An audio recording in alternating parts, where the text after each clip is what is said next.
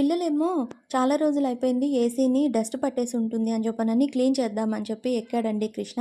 ఆ పైనున్న నెట్ తీసి ఇంక దాన్నైతే క్లీన్ చేయాలి. జస్ట్ ట్యాప్ కింద వాటర్ కింద పెట్టేస్తే ఆ డస్ట్ అంతా పోతుంది. తర్వాత మళ్ళీ నార్మల్‌గా బావుంటుంది. ఇంకా కృష్ణ ఆ పనైతే చేస్తున్నాడు. ఇంక అదంతా ఒకసారి తుడిచేసేసి బట్టతోటి ఇంక మళ్ళీ అది చక్కగా క్లీన్ చేసైతే పెట్టాడండి. ఇంక అంటే వాళ్ళు ఊరెళ్ళిన 15 డేస్ నుంచి ఏసీ అసలు క్లీన్ చేయలేదు కదా! దగ్గర దగ్గర 20 డేస్. ఒకసారి చూస్తానమ్మా అని చెప్పి క్లీన్ అయితే చేసేసాడు పిల్లాడు. ఇంక నేను వంటకొచ్చేసి ఆకుకూర దొడ్లో కోసుకొచ్చాను కదా! అది బాగు చేసేసి పప్పు అయితే పెట్టేస్తున్నాను. ఉప్పు, పసుపు వేసేసి కట్ చేసిన ఆకుకూర, పచ్చిమిరపకాయలు అన్నీ వేసి విజిల్ అయితే పెట్టేశానండి.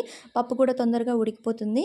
ఇంకా అది అయిపోయిన తర్వాత ఆలు ఫ్రై చేసేసాను. ఒక 4, 5 ఎప్పుడు ఆలుగడ్డలు స్టోర్ ఉంటాయి ఇంట్లో.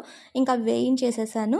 తర్వాత ఫ్రిడ్జ్‌లో 2 కొబ్బరి చిప్పలు అయితే కనిపించాయి. అవి కూడా పచ్చడి చేద్దామని చెప్పి ఈరోజు లంచ్ అయితే ఈ విధంగా సింపుల్‌గా ప్లాన్ చేశాను. ఆకుకూర పప్పు, ఆలు ఫ్రై అలాగే కొబ్బరి పచ్చడితోటి.